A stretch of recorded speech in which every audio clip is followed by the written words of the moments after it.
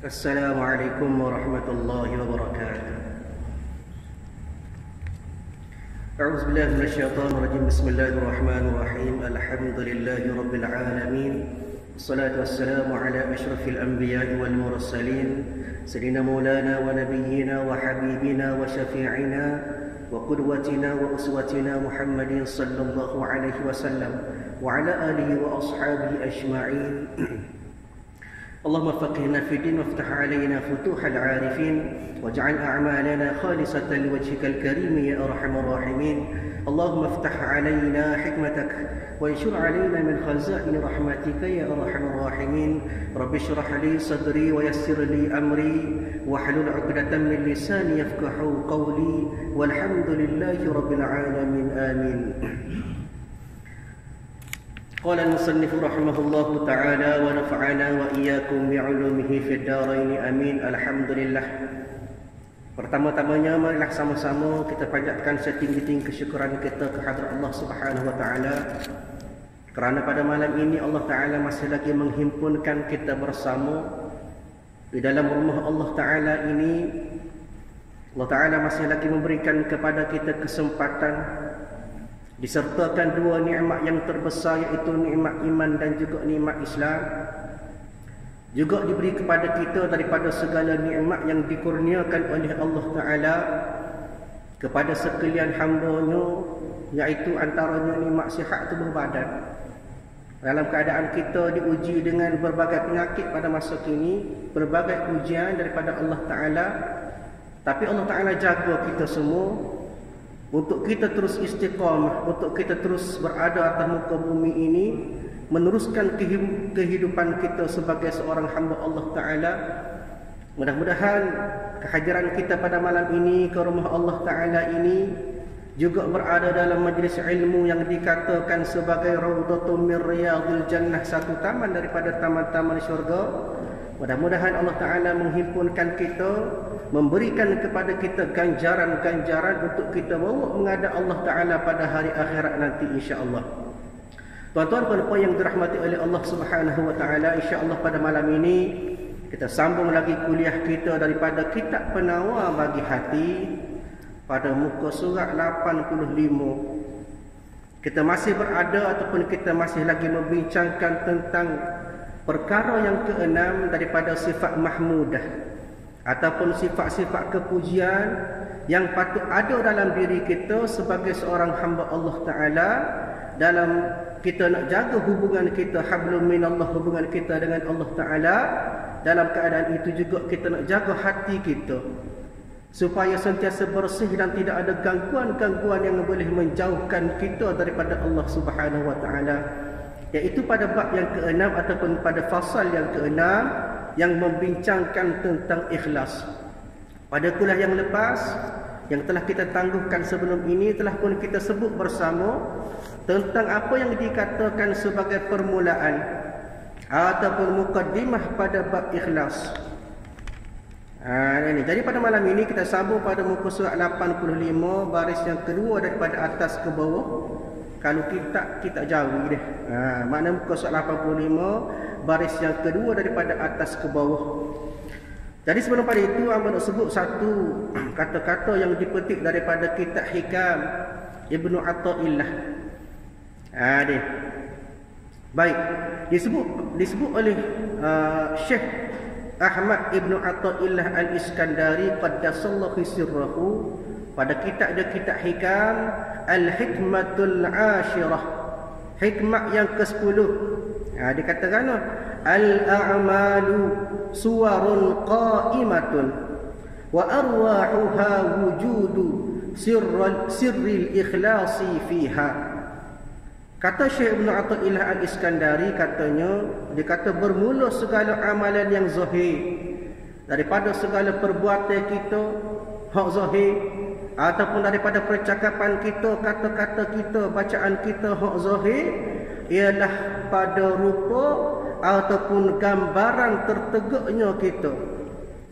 Dia maknanya secara kasar, manusia itu bila melihat kepada segala amalan zahir, Maknanya seketul dalam keadaan kita buat amal kebajikan, dalam keadaan kita sebut zikir kepada Allah Ta'ala. Segala amal kebajikan itu adalah gambaran semata-mata. Kita semaya, baik kita puasa, baik kita zakat, baik kita sedekah, semua itu hanya sekadar gambaran. Wa arwahuha, dan bermula segala ruh ataupun nyawa ataupun pengertian kepada amalan zahir tadi, hok nampak tadi, wa arwahuha wujudu sirril ikhlasi fiha. Tetapi nyawa ataupun ruh gambaran yang sebenar pada amalan zahir tadi ialah pada ikhlas kita. Maknanya kata di sini tuan-tuan, sekadar gambaran kita boleh nampak orang tu rajin buat amal ibadat, orang tu rajin sedekah, orang tu rajin zikrullah, orang tu rajin buat amal-amal kebajikan, perkara-perkara kebaikan dia rajin buat, itu gambaran. Tapi nak melihat kepada perkara yang sebenar, hakikat sebenar pada keadaan gambaran amal kebajikan kita ialah melihat kepada ikhlas. Hak tu yang sebenar. Sebab itulah antaranya disebut oleh Ibn Athaq juga bahawasanya kita tengok segala amal manusia itu zahir-zahir hanya dipandang mata. Kita hebat buat amal ibadat, semaya tok tinggal, semaya Jumaat, sentiasa berkekalan,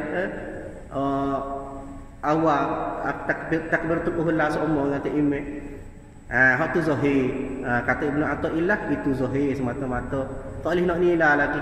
Tapi inilah sebenar ialah melihat kepada ikhlas dia secara mana. Buat amal ibadat bagus dah tapi tak ada ikhlas, itu tidak dikira. Sekadar atau sekadar untuk kita ikut Allah Ta'ala suruh semata-mata. Tidak ada gambaran ikhlas, tidak ada perasaan ikhlas yang sebenar-benar mari daripada hati.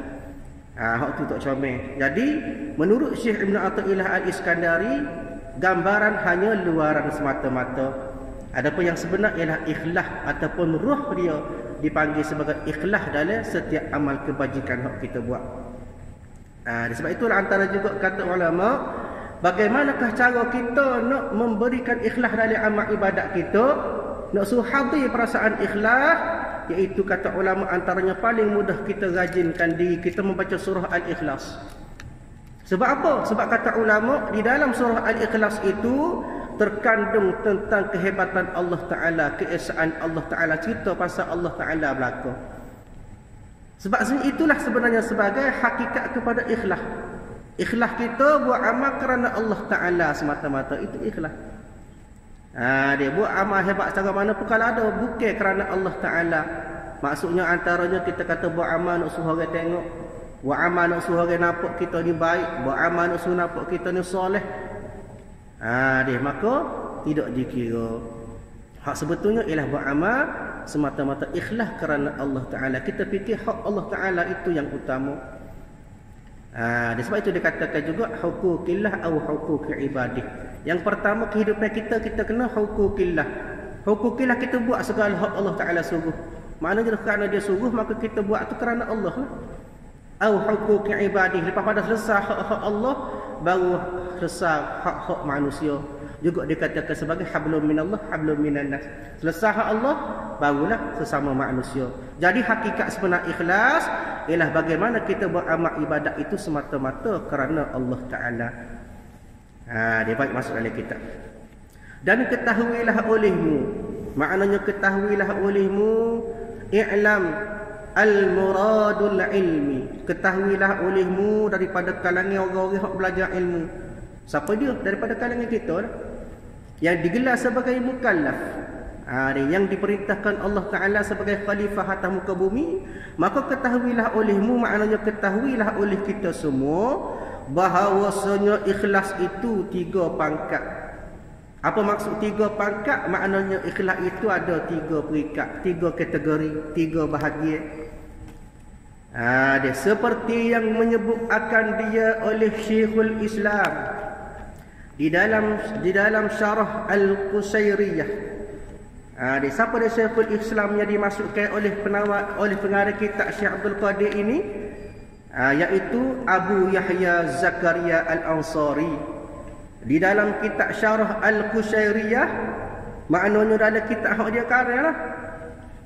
Siapa dia? Abu Yahya Zakaria Al-Ansari, juga digelar sebagai Syekhul Islam.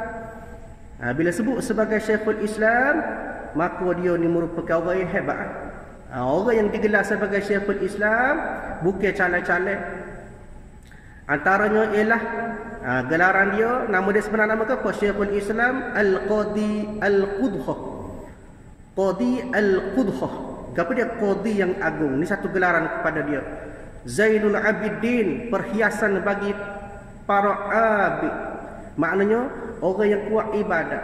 Juga gelar dia. Al-Hafiz, orang yang menghafal hadis. Juga dia menghafal Al-Quran, baru digelar Al-Hafiz. Dia Abu Yahya Zakaria bin Muhammad bin Ahmad bin Zakaria Al-Ansari Al-Sunaiki Al-Misri Al-Azhari Al-Ash'ari Al-Syafi'i. Panjang nama dia.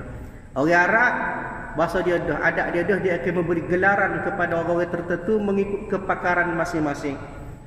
Mengikut gelaran-gelaran ini diberi berdasarkan kepada pemerhatian daripada para ulama yang mengiktiraf. Bukan dia akad diri sendiri tak. Dia bukan dia kata, aku ni hujatul Islam tak. Dia model ni ulama-ulama mu'tabar ini digelar oleh para ulama juga.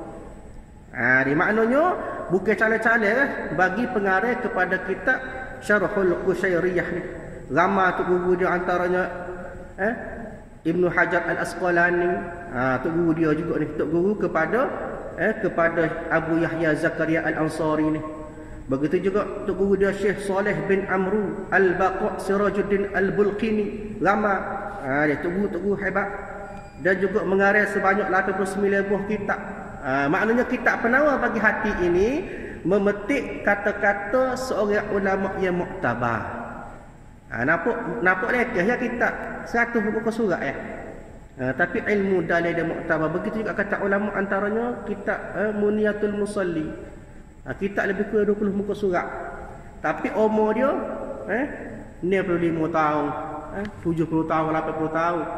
Bertahun-tahun ilmu dibawa sampai sekarang. Kerana apa? Kerana ada keberkatan dari ilmu tersebut. Begitu juga kita pernah bagi hati, dia petik kata-kata daripada ulama muktabar, pengarah kitab yang hebat. Dia kata kan, berkata akan dia oleh Syekhul Islam Abu Yahya Zakaria Al-Ansari di dalam kitab dia, kitab Syarah Al-Qusairiyah. Dia gaya kan, dia kata pangkat yang pertama, maknanya pada bahagian yang pertama dalam bab ikhlas ini, gapo dia? Bahawa mengerjakan oleh hamba akan amal ibadat kerana semata-mata menjunjung perintah Allah Ta'ala. Buat amal ibadat, buat segala perkara, segala amal ibadat dia, segala kebaikan dia, segala pekerjaan dia buat, semua itu kerana dia niat semata-mata nak menjunjung perintah daripada Allah Ta'ala. Maknanya dia buat apa-apa lillahi ta'ala. Dia nak kerja lillahi ta'ala, cari nafkah untuk anak isteri, untuk keluarga, nak jaga, nak sara keluarga, beri nafkah yang baik. Kemudian buat segala amal ibadat kerana Allah Ta'ala, makan nasi kerana Allah Ta'ala, buat segala pekerjaan, segala perbuatan dia buat kerana Allah Ta'ala. Dia maka ini ikhlas yang lebih tinggi. Maknanya ini ikhlas yang paling tinggi. Tak ada dah. Kehebatan ikhlas ialah bila mana seseorang itu buat amal ibadat dalam hati dia tak ada emas Allah, tak ada lain daripada Allah. Allah semata-mata. Sebab itulah antara orang-orang yang hebat ataupun ahli-ahli sufi, dalam hati dia hanya ada Allah Ta'ala. Zikir dia Allah, Allah, Allah, Allah. Maknanya hakikat zikir dia itu masih Allah, tak ada benda lain dalam hati dia kecuali Allah Ta'ala. Semaya pun kerana Allah Ta'ala. Allah, Allah, setiap detik, setiap saat, setiap masa hanya Allah dalam hati dia. Kita bila semaya pun ada benda lain lagi dalam hati. Akad takbir Allahu Akbar semaya kerana Allah Ta'ala, lillahi Ta'ala. Tapi dalam hati dia macam-macam benda-benda dunia mari. Dia anak kecil pun jumpa dalam semaya. Hotel orang pun ingat dalam semaya. Ni dia benda nak buka puasa pun ingat dalam semaya. Segala-gala. Bahkan hak berat lagi ada maksiat teka duk buat amal ibadat kepada Allah. Noyaknya hati kita kotor. Cemar, cekuah. Orang Kelantan sebut cekuah. cawak kotor dengan dunia, cawak kotor dengan benda nafsu, benda maksiat. Makna tak ada ikhlas lagi lah. Betul-betul ikhlas ialah bila mana kita beramal kerana Allah Ta'ala.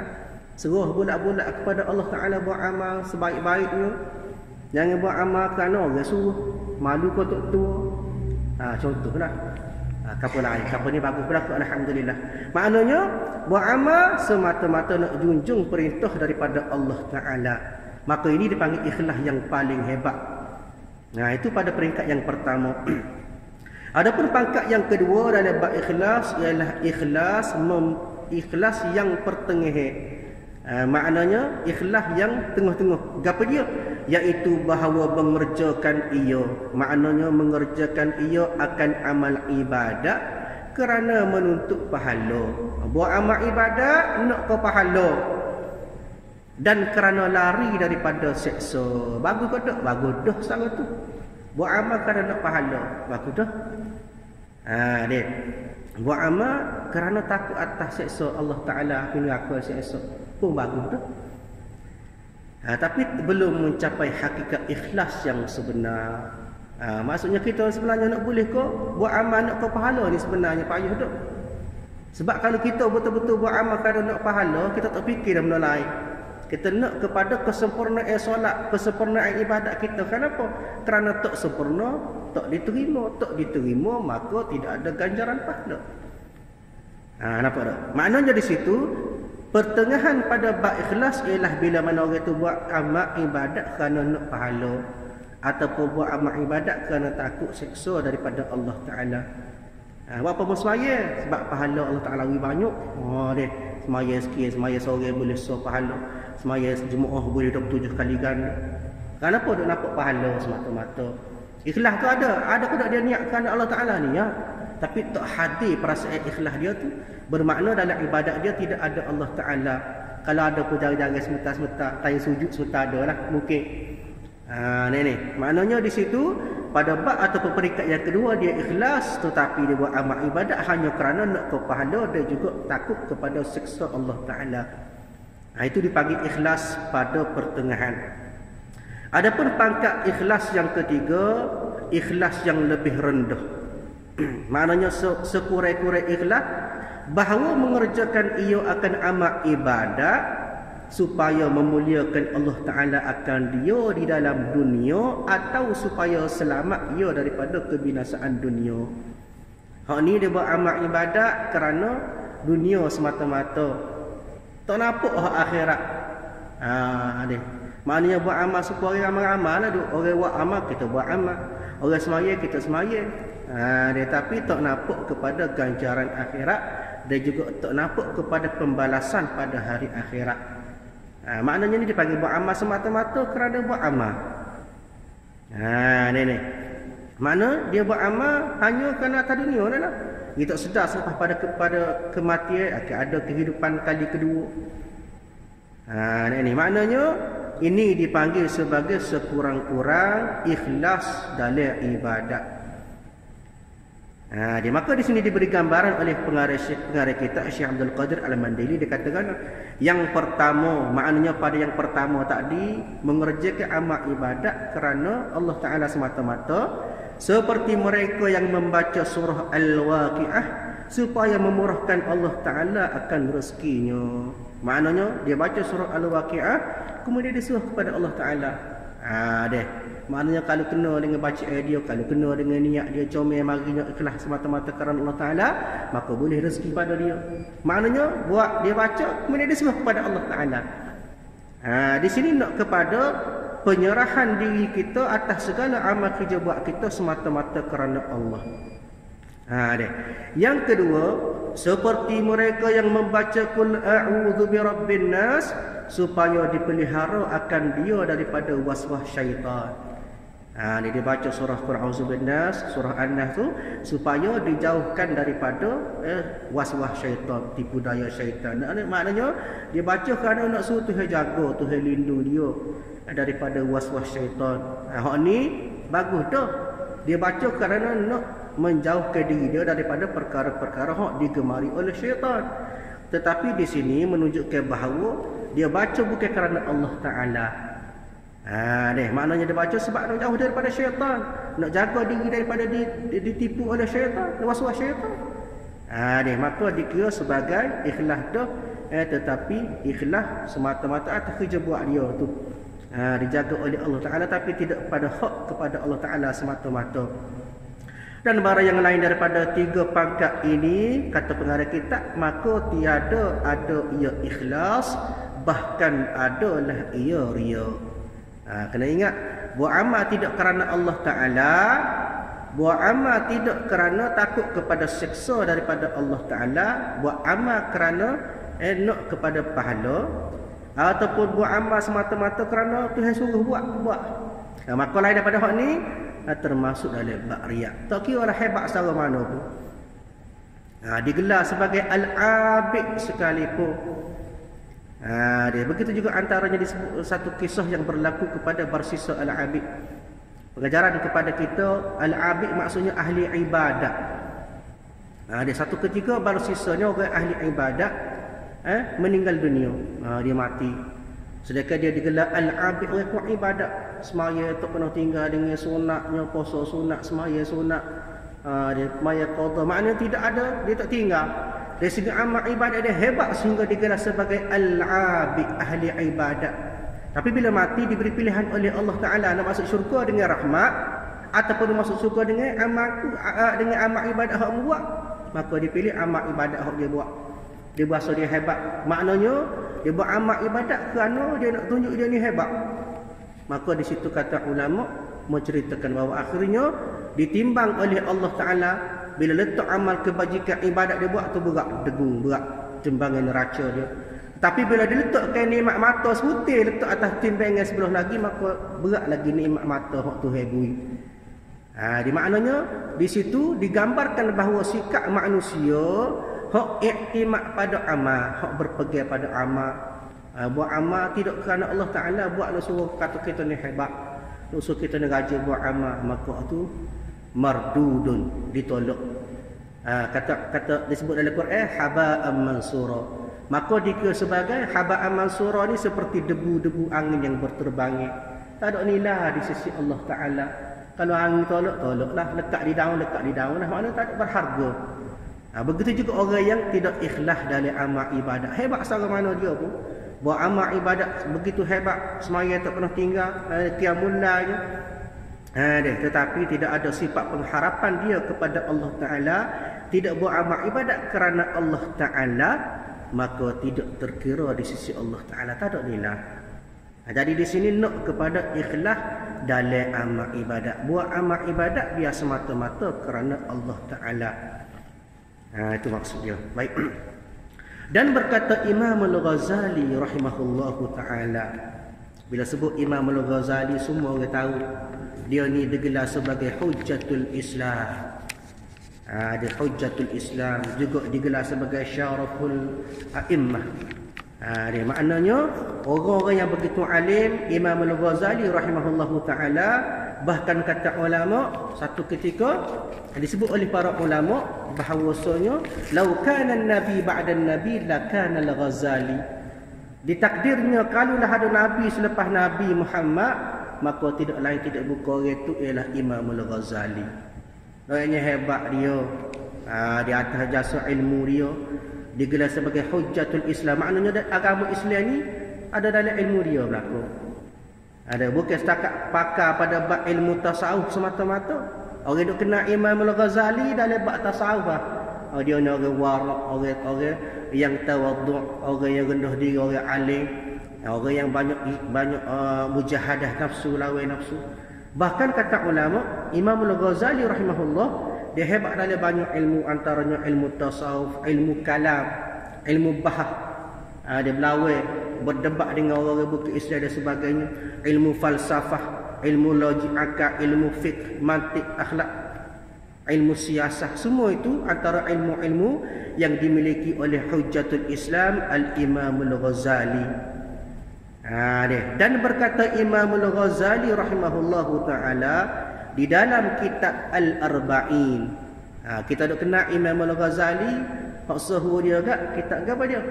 hak sahur dia kat kitab Ihya Ulumuddin. Ni. Tapi sebenarnya banyak kitab-kitab muktabar yang dikarang oleh Imam Al-Ghazali. Antaranya Al-Muqazul Dulal, kemudian kitab Tahafah Al-Falasifah, kemudian ada kitab Al-Wajiz, begitu juga kitab Al-Arba'in. Ini merupakan kitab-kitab yang muktabar yang dikarang oleh Imam Al-Ghazali rahimahullah. Di dalam kitab Al-Arba'in, dia berkata Imam Al-Ghazali di dalam kitab Al-Arba'in.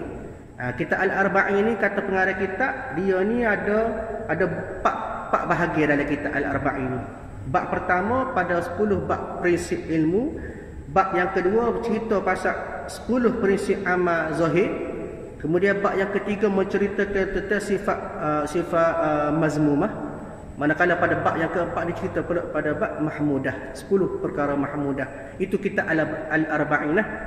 Jadi pengarang kitab ini Syekh Abdul Qadir Al-Mandili rahimahullahu taala wayak kepada kita, telah berkata Imam Al-Ghazali dalam kitab Al-Arba'in, ketahuilah olehmu bahawasanya bagi ikhlas itu hakikat dan asal dan kesempurnaan. Maknanya Imam Al-Ghazali rahimahullahu taala telah membahagikan ikhlas itu kepada tiga rukun. Ada 3 komponen dalam ikhlas. Apa dia? Maka ini 3 rukun dan bermula asalnya. Asal kepada ikhlas.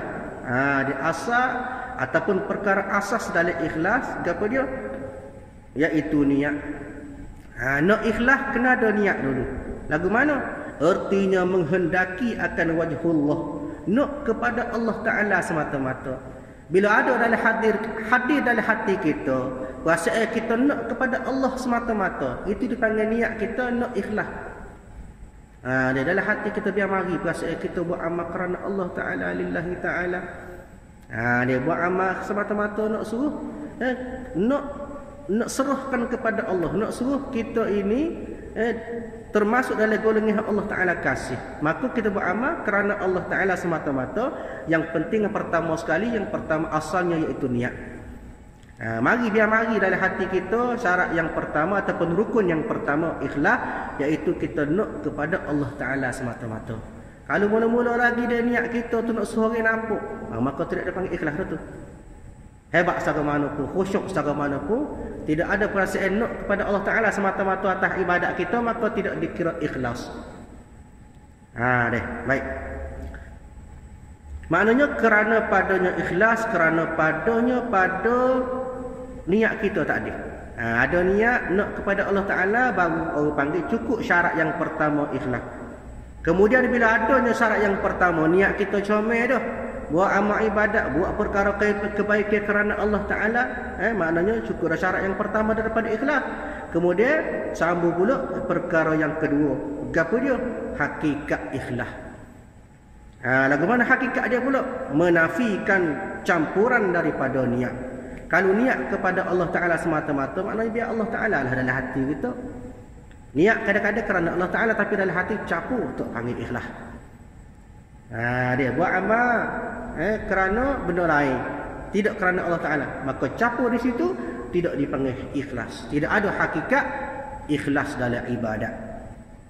Dah bila ada dah niat comel dah kerana Allah Ta'ala, hakikat kita pun tepat dah. Maknanya hak Allah Ta'ala semata-mata dalam hati kita, tidak ada campur benda lain. Dan kemudian yang ketiga, nak sempurna ikhlas tadi, iaitu dengan benar. Dan bermula kesempurnaannya, nak sempurna ikhlas tadi benar. Maknanya adanya kebenaran dalam ikhlas kita. Adanya niat comel dah, niat kita nak buat amal ibadat kepada Allah Ta'ala. Kemudian kita cukupkan pula dengan hakikat, iaitu tidak ada campuran dalam hati kita buat amal kerana Allah Ta'ala. Tidak ada masih wallah, tidak ada lain daripada Allah. Kemudian ada pula sifat kebenaran dalam kita buat amal ibadat, baru cukup dipanggil sebagai rukun ikhlas. Nak tahu amal ibadat kita ikhlas ke tak, tengok kepada ketiga-tiga rukun ini. Kalau tidak ada salah satu, maka tidak cukup syarat ikhlas ataupun rukun ikhlas tadi. Ni niat ada dah comel dah, betul dah, mana benarlah kita buat amal ibadat itu kerana Allah Ta'ala, tapi ada campuran, tak cukup syarat, maka tidak dikira kita sebagai daripada orang yang ikhlas dalam amal ibadat kepada Allah Ta'ala. Baik. Dan bahawasanya benar itu, di mana pengarang kita di sini dia hura pula apa dia yang dikatakan sebagai benar dalam ikhlas ibadat kepada Allah. Dan bahawasanya benar itu baginya ene pangkat. Maknanya dari bab benar ini nak mencukupkan ataupun nak memberi kesempurnaan pada bab ikhlas, di sini ada ene bahagian. Yang pertama lagu mana? Tengok dulu, barang siapa sampai ia pada sekalian akan pangkat sempurnanya. Kalaulah kita cukup syarat atas tiga-tiga daripada rukun-rukun ikhlas tadi, nescaya patut dinamakan akan dia dengan siddiq. Apa dia siddiq? Iaitu artinya yang banyak benar. Maknanya berbanyak benar, maknanya banyak benar, betul-betul ikhlas dalam ibadat kepada Allah Ta'ala. Apa dia? Yang pertama, benar pada perkataan, pada segala kelakuan. Kita buat amal ibadat kita kepada Allah Ta'ala, niat comel dah, hakikat semaya cukup dah, kesempurnaan iaitu dengan kita tidak campur Allah Ta'ala dan juga benda lain dalam hati kita dalam kita buat amal ibadat. Maka yang pertama, kata pengarang kita, benar pada perkataan, pada segala kelakuan. Maknanya di sini benar orang kata terjemah kita atas amal ibadat kepada Allah Ta'ala tu betul. Maksudnya bertepatan dengan kehendak Allah Ta'ala. Kalau lagu ni Allah Ta'ala nak, lagu ni kita buat tak serupa, maka tidak dikira benar walaupun kita ikhlas. Di maknanya di sini benar pada perkataan dan segala kelakuan dalam ibadat. Yang kedua, benar pada niat. Niat pada amal ibadat tersebut ya betul, benar. Lagu mana? Dan niat itu bersih padanya, bersih pada ikhlas tadi. Oleh yang menyeru kepada kebajikan, artinya tiada bercampur dengan yang menyeru kepada kejahatan. Buat amal ikhlas kepada Allah Ta'ala, maknanya biar betul atas jalan kita ni kebajikan kepada Allah Ta'ala.